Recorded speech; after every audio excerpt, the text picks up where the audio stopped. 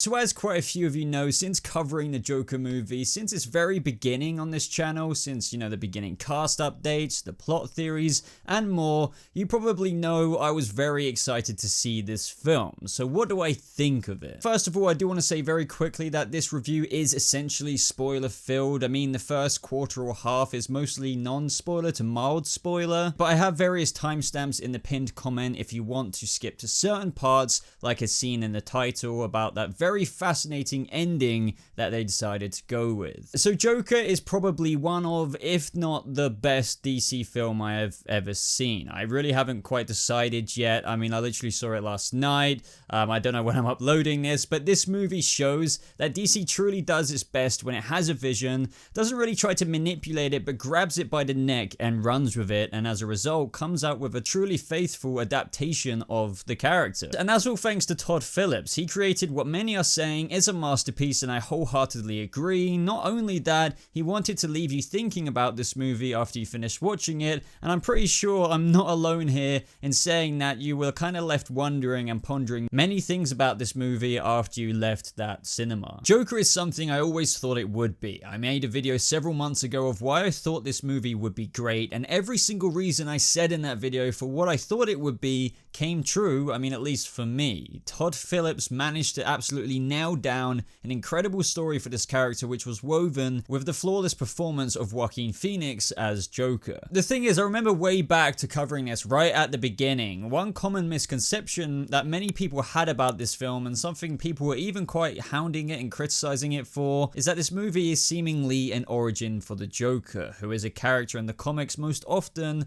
without an origin, which is also one of the biggest attractions for fans. The mysterious element has always been enticing, so the idea of this movie for some was just like, no, why would you do this? Why would you ruin that part of the character? But by the time the credits roll, it leaves the whole plot arguably as ambiguous as every hardcore super traditionalist fan who didn't want an origin in the first place, probably left feeling very happy. Which, as we all know, is quite a big aspect to the Joker, is that he often remembers his past one way or remembers it like another. It's kind of multiple choice. This has been depicted in various ways in the comics and on film. I mean, I'm sure you guys don't need an explanation for that, but we'll tackle the reality of that ending scene later in this video in detail if you want to stick around for that, and the whole what is real and what isn't real aspect to this movie. Don't forget though, guys, that there are timestamps in the pinned comment down below if you'd like to skip to my thoughts on that specifically, as I do understand, and if you aren't aware of it already, this video is going to be a fairly long video, so grab a coffee, grab whatever, because these are my kind of pure unfiltered thoughts on everything and breaking it down as well as reviewing it. So as you should probably already know, Joker follows Arthur Fleck's life in Gotham City, and as we all assumed,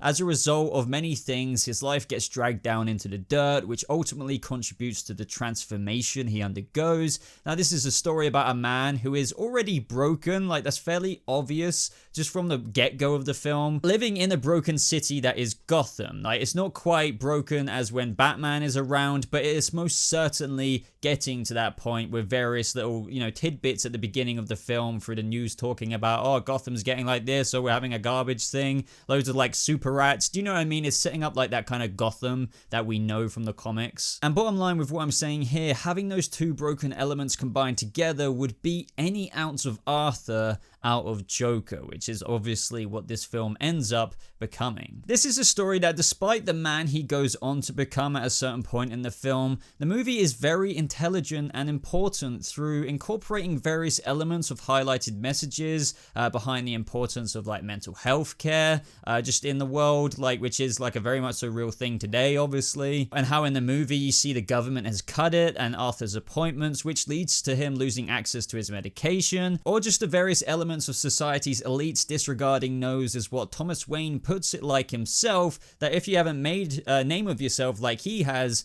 then you're just a clown. Throughout the film, you empathize with Arthur and his position and struggles he has to endure in everyday life that the audience can understand, while of course not condoning the later actions that he chooses to do, which of course are not right or not justifiable. I mean, that is fairly self-explanatory, which later he comes to the realization of him not really caring so much about what he does. And to be honest, this demonstrates this skewed like lens Arthur sees the world through, which Gotham helped forge him into with his out of touch kind of perspective on reality. The movie still highlights, or as some would say, kind of like holding up a mirror on the real world. Despite this film being set in the 80s, it does give a very real look and reflection of the way a lot of society still is today for many people, and yet you're still getting that message from the media trying to like put negativity upon this film, and the amount of flack that Todd Phillips is getting for highlighting aspects of truth which, as I said, reflect elements of this real world. And as a result, the negative press really reflects some of the scenarios that play into the film itself. It's actually pretty ironic. So as you follow Arthur's journey throughout the film, we witness very integral moments in the film that unhinge Arthur, which you are instantly made aware of as the whole room is engulfed in this chilling music. I mean, I like to think of each moment this happens in the movie is as if you're taking something like the Jenga blocks out of the Jenga tower. I mean, eventually it's going to crumble and come crashing down, and I like to think that's how we see Arthur's evolution unfold in this movie. Honestly, I just absolutely love the score in this film, as just without it, despite the other areas of great achievement in the film, it just wouldn't have nearly have been the same, as it did an amazing job of just adding that dread to the Joker that Arthur was becoming. I mean, for example, that moment where he's with his boss and his boss is telling him to like pay for the sign,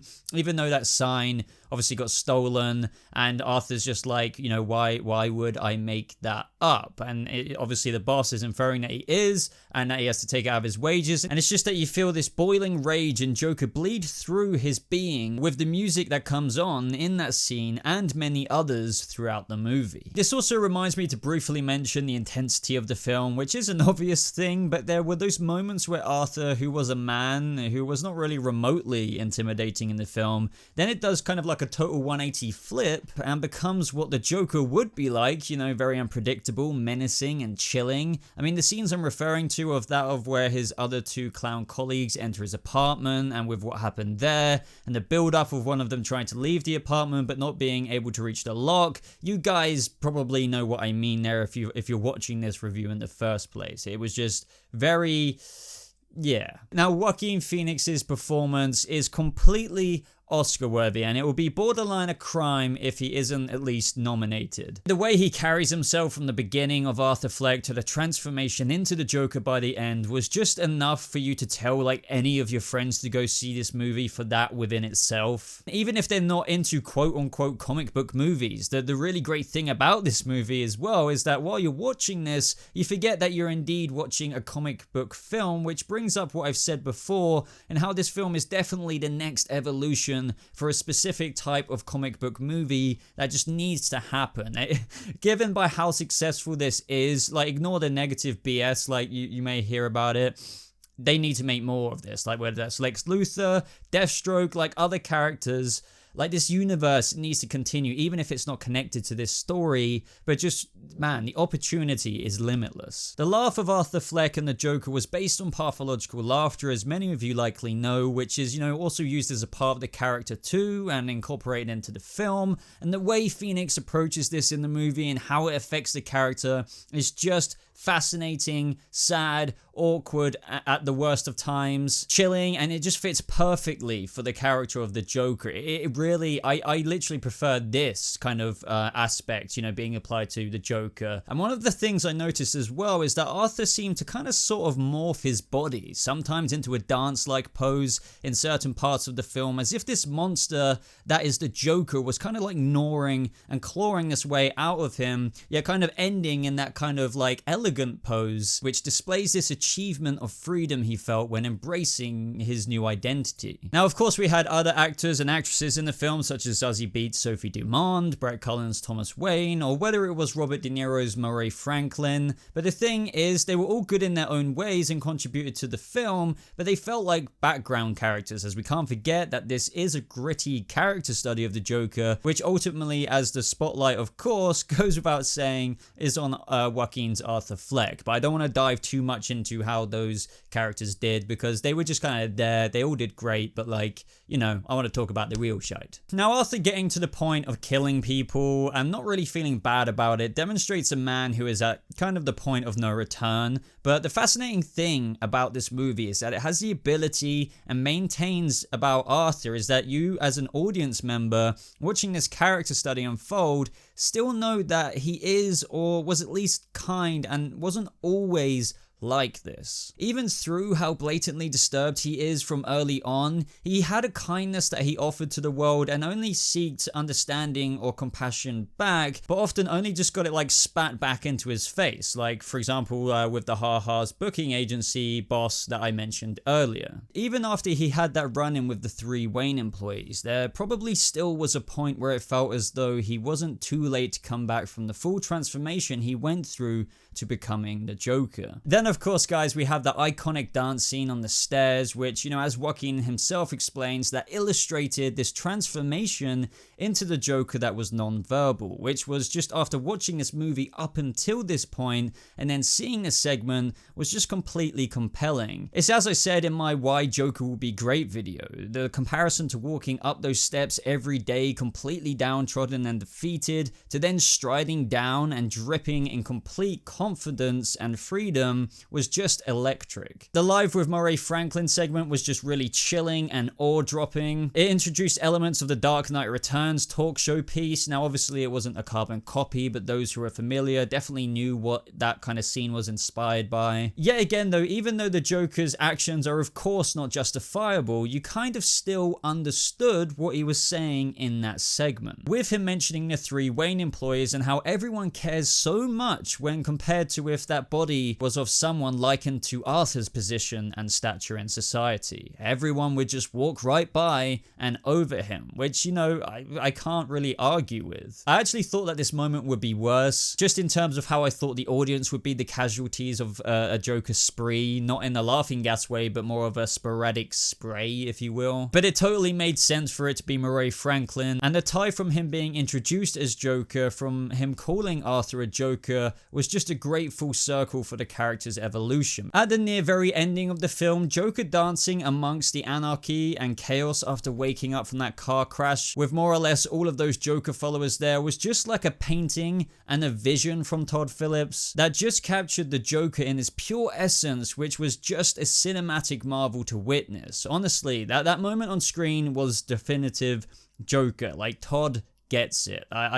It was great. I also love how they tied Bruce Wayne's origin into this film. I mean, I knew it was going to be the case from the trailers, and we knew he was going to Wayne Manor. I mean, the scene with Arthur approaching Wayne Manor was just so foreshadowing to their future, and it was even just a nice touch that Todd had Bruce swirled down that pole from his little playhouse, which just kind of screamed the Batcave, whilst also just not being too on the nose with it. For a moment, guys, I thought, holy crap, like, if you've been watching my videos for a long time now, you'll know that I discussed the whole Thomas Wayne's son theory, and I wasn't so sure about it, but I was arguing how it would work out, and how by the time Bruce Wayne became Batman in the future, Joaquin's Joker would be around Jack Nicholson's Joker age, and I thought when they were doing that on screen, I was like, holy crap, they're doing it, what? But only for it to be flipped on its head, and then only later yet again, it was posed as, what if it was true? But due to the ambiguity of this film, which masterfully implements the original mystery of the Joker's origin, you're never quite sure of this. Now, this is where I want to talk about the ending of the film, because otherwise I'm just going to talk about the bulk of the movie just forever and ever and ever and ever, and I've got a lot to say about the ending, so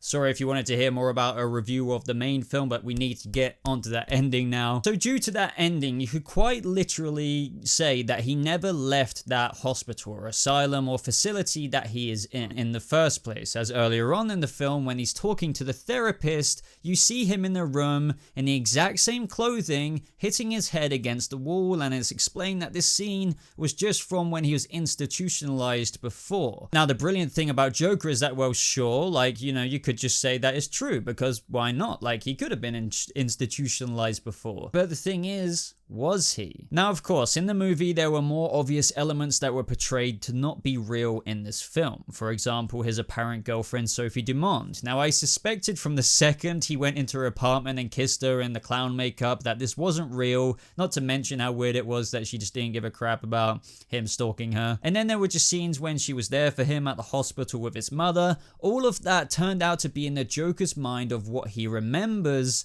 or should I say, likes to remember or think of his story to be. I mean, this time round, that is, the whole multiple choice thing, right? And this is when we have to focus on the fact that this is a story told from the perspective of the Joker, who is essentially an unreliable narrator for the film within itself, which of course weaves in that enticing element of the Joker's origin being a mystery. Now here's the thing, the way I personally choose to read this film is that most of what we saw, like the larger part of Arthur's story in the film, is indeed real, from the moment his sign gets stolen, to when he was handed a gun for free and he encountered those Wayne employees, to his segment on Live with Murray Franklin, and even the very ending when the protests were going on while he was apprehended in the police car and then freed by the protesting clowns, which also nicely tied in that Bruce Wayne origin story, where for all we know Joe Chill was under that clown mask and a part of the clown riots and protests, which by the way, I'm very happy that they didn't let Arthur do that. But anyway, I truly do believe that all of this to be more or less what happened in the real world's history books, if you will. The thing is, there is no way that I can prove that. And that's all due to the fact that because of some of the things we saw in the movie that were portrayed as real as any other scene, whether that was the scenes towards the beginning with Arthur pretending to be on stage with Live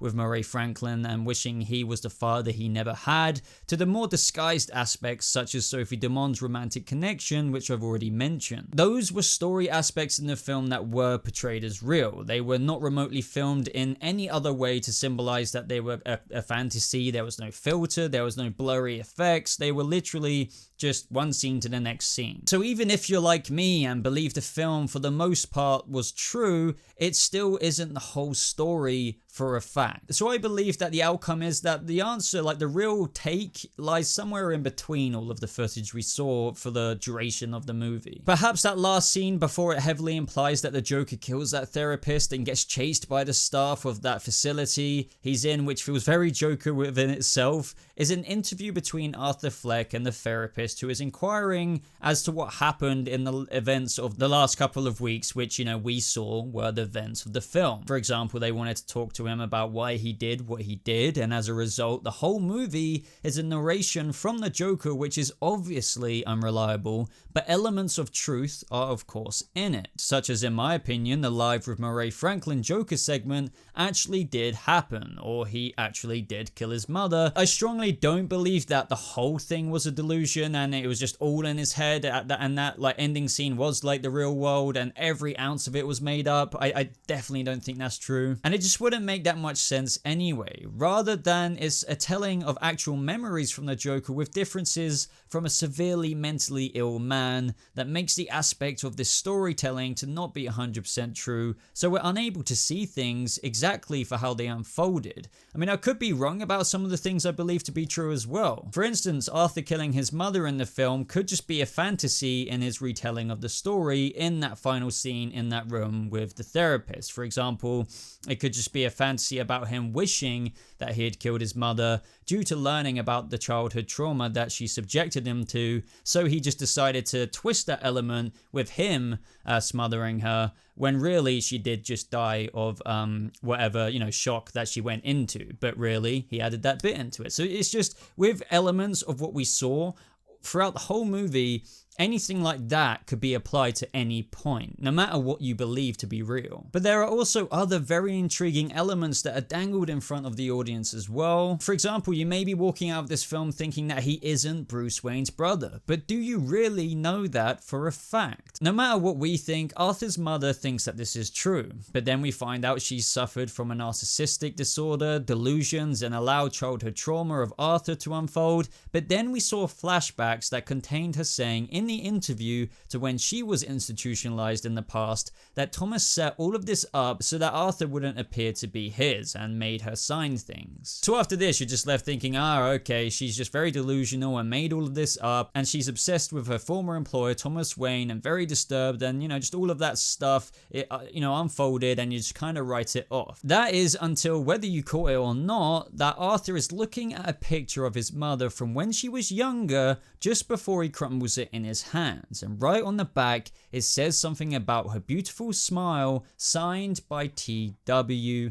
Thomas Wayne, once again inferring at this little crumb to the audience that there could have been this romantic connection between them both in the past, and this was after all of that like debunking stuff happened. So yet again you're left thinking, so oh wait, like this could be true, and Thomas Wayne and other characters who we saw like Alfred who refuted this are monstrous in the terms of they really were hiding this until the bitter end and allowed Arthur's mother to endure the life she has while refusing to acknowledge a son he could have had like 30 something years ago. Nevertheless though guys, at the bottom line, like I keep saying with this whole ending segment, it just is so ambiguous to the point where nobody in the audience can know for a fact. But nevertheless, for a fan such as myself, it weaves in, especially with that final scene in the hospital, that in this universe or future universe when Bruce Wayne is a decade or so older, it could explain the Joker's fascination for Bruce, regardless of if they're related or not, and what was real or not about what we actually saw from the movie's events leaves Joker at the end of the day fascinated with him, because whether he is the son of Thomas Wayne as well, or whether it's just that the events of the whole ordeal of him finding out in the past that he's adopted and he was never named and that he wasn't Thomas Wayne's son were all real,